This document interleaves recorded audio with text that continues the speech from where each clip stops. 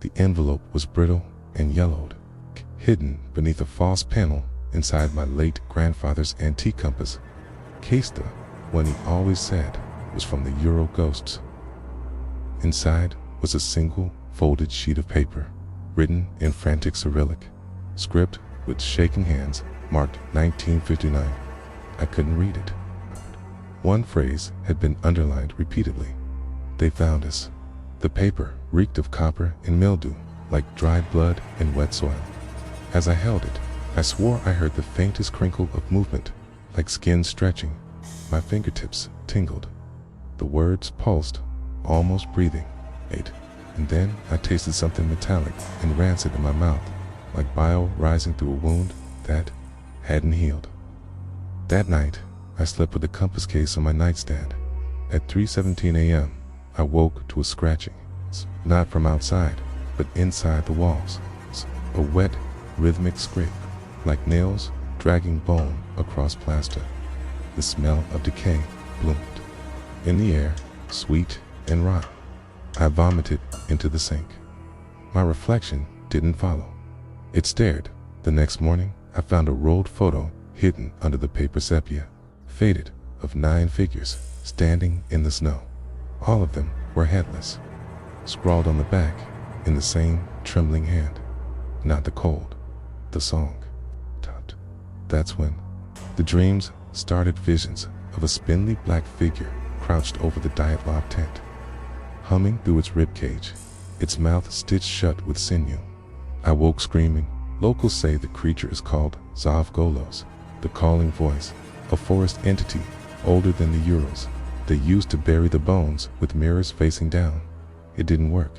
I burned sage, lit candles, recited prayers. For one moment, the scratching stopped. We wept with relief. Then the walls bled, and something whispered behind my teeth. You brought it home. Asterisk. I arrived in Yekaterinburg, under a sky the color of old bruises. Clouds pressed low, like something heavy was watching from above. The airport smelled faintly of copper and jet fuel, but beneath there's something older, something sour. In the taxi, the driver grew silent the moment I mentioned Dyatlov Pass. Don't go there, he muttered in Russian. The wind there, it remembers names. Its words sank like stones into my stomach. At the hostel, the air was stale and damp. The hallway floor creaked beneath my boots like ribs groaning beneath weight. My room was ice cold, even with the radiator hissing at full blast. On the desk sat a welcome brochure and, oddly, an old leather pouch. Inside was a brittle strip of birch bark etched in soot-black ink. If it calls, you do not answer. If it sings, you do not listen. The bark was sticky. The ink wasn't dry. I dreamt of the pass that night. Told me it wasn't snow I stood on, but a field of cracked bone. The wind moved like breath, whispering, pleading, begging. When I woke, my ears rang with a sound I hadn't heard in years. My grandfather's voice, humming the same lullaby he sang before his mind fractured. But he'd been dead 12 years. I found scratch marks on the inside of my window, from the inside. The next day, I wandered the markets looking for locals who might speak of the Zavgolos. Most crossed themselves and walked away. One man, old and blind in one eye, pressed a stone charm into my hand. For silence, he rasped. It hates quiet. The louder your fear, the closer it comes. That night, the room went dead silent. No radiator hiss, no hallway footsteps, only my heartbeats. And then, from beneath the floorboards, I heard it. A second heartbeat, matching mine, slower, waiting. Asterisk. That first night near the pass, I pitched my tent just within the tree line. The skeletal birches, standing crooked like mourners, frozen mid-scream. The air stank of frostbitten soil and something metallic, like old pennies soaked in rot. I wrapped myself in 2 sleeping bags and still shivered cold, clung to the fabric, like fingers pressing against my skin. Around 2 a.m., I heard it, footsteps, not distant, close, crunching snow, one deliberate step at a time. I held my breath. The rhythm was too precise. I unzipped the tent slowly, flashlight trembling in my hand, my breath catching in the throat. Nothing, just wind and stillness. But the prints were there, fresh, heavy, leading from the woods toward me, and then stopping mid-stride. No retreat, no return. The silence afterward felt wrong, too perfect, like the forest was holding its breath. "Okay," whispered to myself, tried to laugh it off, but my voice came out in a rasp. When I crawled back inside the tent, I found a page pinned to the canvas by a rusted iron nail. The paper was brittle and written in smeared Cyrillic. A crude drawing of a faceless figure with ribs exposed, mouth sewn shut, and a single word, repeated "sing." I tasted blood, suddenly sharp, bitter, and realized I'd bitten my tongue without knowing. That's when the whispering began again. Not in my ears, but under my skin, like it was inside me. I curled up, eyes wide, every shadow crawling. Then, just before dawn, everything stopped. It's the whispering, the cold, the taste of blood. I thought it was over. But when the sun rose, my tent had collapsed inward as if something had sat on it all night, and carved into the snow beside it, with inhuman precision, were the words, "Sing with us." But who was us? Asking. I began to dig not in the snow, but into the past. I trekked to a nearby village, barely a handful of sagging wood huts clustered under thick gray skies.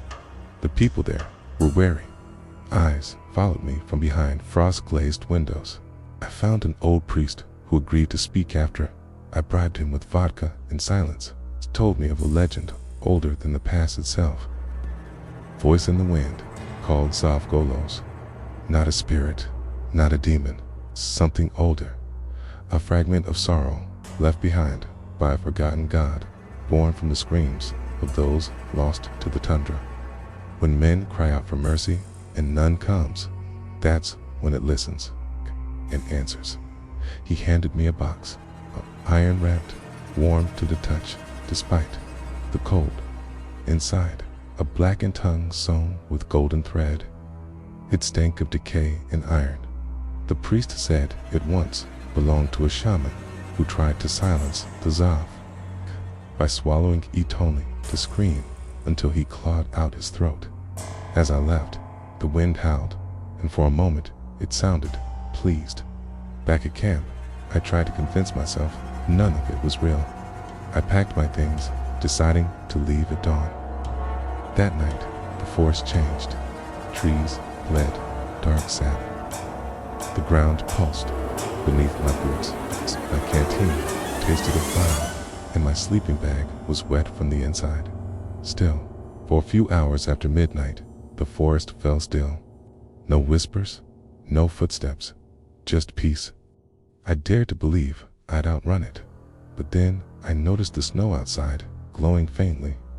Symbols burning with blue fires rounded my camp in a perfect circle, and above them, hovering in the air like breath frozen mid-scream, floated the birch bark note from before. Only now it read, "We taught it to sing." Who was we? Asterisk that night, the voice spoke clearly for the first time. Not in words, but in something deeper in emotion, raw and wet, scraped against my thoughts like bone on metal. I sat inside my tent, clutching the iron box like a talisman, rocking slightly without realizing it. The wind no longer howled. It whispered my name, slow and deliberate, over and over again. The air smelled like rotting bark and hot copper. My mouth filled with the metallic sting of blood, though I hadn't bitten anything. My skin felt damp, sticky as if I'd been crying through my pores. I lit my last candle, and its flame turned blue, then hissed out. The darkness didn't feel empty. It felt crowded. The snow around the tent melted in a perfect circle, revealing black soil beneath pulsing slightly, like it was breathing. I tried to pray, but the words came out backward, My voice didn't sound like my own. Teen. I found an old radio I had brought 4 weather reports and turned the dial frantically, desperate for human sound. All I got was staticking till the channel settled into a deep, throaty humming. Not music, it's a chant, and then a single voice. We are the choir of the forgotten. Sing or be silenced. My flashlight flickered violently, casting jittery shadows on the tent walls. They danced in ways that didn't match my movements. One shadow stood still when I moved. Its arms were too long, its head tilted toward me. Then the tent fabric rippled as though something pressed from outside. I screamed. Nothing answered. When I tore the flap open, the forest was empty, still, almost peaceful. I even laughed till I turned back and saw that my shadow was still standing in the tent, but I wasn't. So who was casting it now? I stumbled through the snow in silence, heart thudding like a drum made of wet skin. My breath came out in ragged bursts, tasting like bile and something far older. I found the source just beyond a gnarled outcrop of trees, a pit, half frozen over, reeking of iron and rot. At its edge lay what looked like an old expedition pack, weathered and caked in ash. Inside it, a journal, the pages bloated and stuck with what I hoped was just water, but they peeled apart with a slick squelch, revealing words etched in charcoal, blood, or both. The first entry was dated February 1st, 1959. My stomach dropped. These were the Dyatlov hiker's final words. Scrawled in jagged Cyrillic was the phrase, "He came with a red wind." We sang the snow still, but the snow forgot.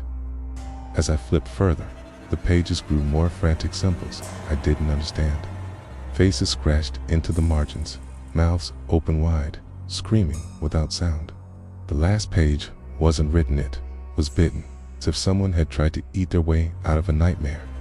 Suddenly, the ground trembled, faint but deliberate. The pit's edge cracked, and I scrambled back, my fingers digging into frozen moss. That felt strangely soft, like skin pulled too tight. Then silence, a lull. I let out a breath, thinking maybe I was alone again. Maybe it was over, but the stillness was a lie. The trees bent inward. The wind returned, not cold now, but hot and wet, like breath against my neck. Whispers rose again, chanting something rhythmically like a lullaby sung by bones. The journal pulsed in my hands, as if alive. My hands were no longer mine. They moved on their own, turning one more page I hadn't seen, revealing a charcoal drawing of me, standing right here, smiling, with no eyes. Asterisk. I stared at the drawing in the journal, my own face, eyeless and grinning. My breath hitched. I dropped the book, but it didn't fall. It hovered, suspended in air for a moment before dissolving into flakes of ash that floated upward, as if gravity had reversed. The air thickened with the smell of scorched meat and old copper. My tongue tasted metal and smoke, and my stomach lurched, bile rising. The trees around me began to bleed. Thick, black sap oozed from their trunks, like veins rupturing beneath the bark. I stumbled back, but the ground pulsed, soft and warm now, like flesh. It squished beneath my boots. I gagged. Suddenly, everything stopped. Silence fell like a sheet. No wind, no chanting, no movement, just quiet. Even the air felt sterile. I stood frozen, waiting for the next blow. But minutes passed. Was it over? I felt stupid for being afraid. Maybe this place was just playing tricks on me. Maybe I was just tired, dehydrated, seeing things. Then I noticed something new. A stone structure, half buried in snow. I crawled toward it, heart hammering. It was a shrine. Carved into the stone were ancient symbol swirls, teeth, eyes weathered but not forgotten. A rusted plaque below read in broken Russian. Here we bound him in song, but our voices cracked. Inside, scattered bones formed a perfect circle, and at the center was a mask, smooth, black, and wet like polished obsidian. I touched it. A sharp jolt slammed into my skull. Visions poured in, men in furs, chanting, their eyes gouged out, blood boiling in bowls, a name whispered by children with sewn lips, something ancient, forgotten by history, but worshipped in whispers. They called it the Watcher beneath the skin. My mouth moved, but not by choice. It began to sing. The snow sang back, and far below, something stirred. The ground cracked beneath my feet. Not a natural crack, but a groan like the earth was exhaling something it had held for centuries. Then the silence shattered. A low hum rose from beneath me, rhythmic like a pulse, echoing through the trees. Whispers slithered around my ears, speaking a language I didn't know, but somehow understood. My nose filled with a rotten, coppery stench like old pennies soaking in spoiled meat. My tongue went dry, then metallic. I spat, and it came out red. The taste of blood. Again, the snow around the shrine darkened, not from shadow, but from a spreading, oily film that moved on its own. It formed symbols I'd seen before in the drawings, in the dreams, in the journal. The Watcher wasn't a ghost. It was older, something the native Nancy people had tried to warn outsiders about for generations. Its buried legends spoke of a skin god being that wore flesh like clothes, whispered into bones, and moved beneath the tundra like a worm through soil. The Mansi had sealed it once, through rituals involving mirrors, salt, and song. But time eroded everything, even protection. I stumbled away from the shrine, hoping distance would help. The forest felt clearer. The whispers faded. A hand stopped, shaking. Maybe that was it. Maybe acknowledgement was all it wanted. Maybe I was safe.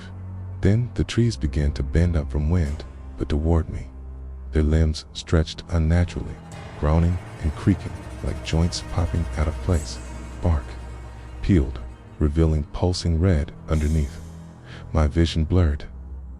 I blinked, and in that split second, the landscape changed. The shrine was gone. In its place stood 9 figures, frozen, eyeless, dressed in torn hiking gear. Their mouths opened not to scream, but to sing, and behind them, something massive shifted, watching. Closer now. Asterisk. I tried to run, but the snow grabbed at my ankles like hands wet, freezing hands that pulled instead of yielded. The forest around me pulsed with sound-creaking branches that weren't swaying. A distant grinding like stone on bone, and low whispers coming from inside my own ears. I gagged on a thick, metallic taste of bile. My throat burned. Every breath pooled in the smell of rotting fur and rusted iron. My hands brushed a tree trunk. It was slick and cold like flesh just pulled from a freezer. The bark flaking off in moist red strips. I yanked away. My skin burned where I touched it. Something had changed. There was no longer a path. No north, no sun. Just endless, darkening white. I staggered, delirious, and collapsed near a cracked wooden box, half buried in the snow.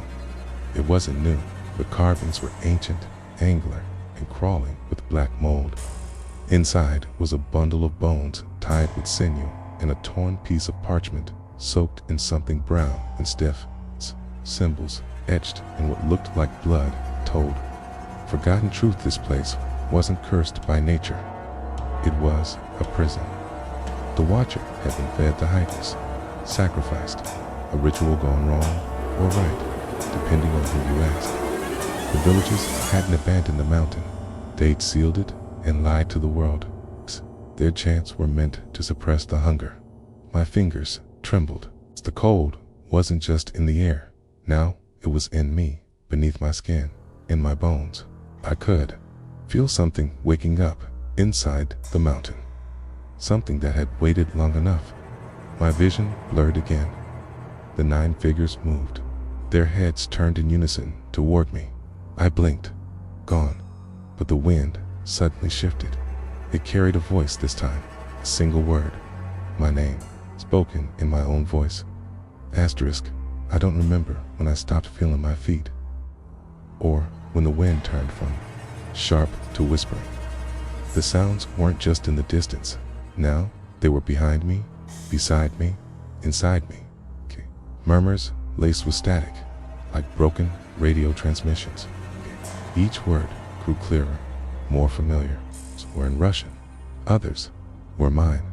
My own thoughts echoed back at me, twisted and bleeding. I staggered through the thinning tree line toward a light, hoping, praying it was rescue. A lone cabin, lantern lit, warm, safe. For a moment, I believed inside. It smelled like old pine and smoke. The floor creaked like it hadn't been stepped on in decades. A fire crackled in the hearth. Though the wood was untouched, I collapsed near it, desperate to thaw. The warmth felt good, too good. I rubbed my hands together. They left streaks, red. The floor was bleeding. The walls pulsed like lungs. The ceiling dripped thick, copper-tasting droplets that stained my clothes.